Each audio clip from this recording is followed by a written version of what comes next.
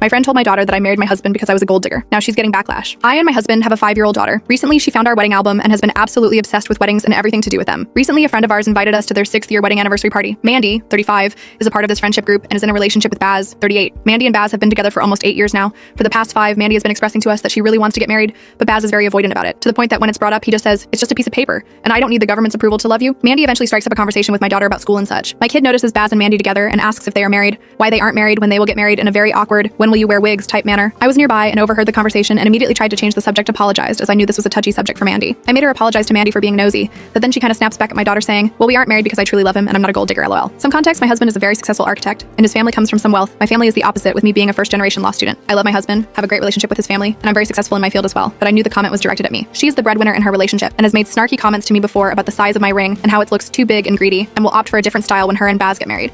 She has even implied that my husband is unattractive and made a comment that I only got pregnant early into the marriage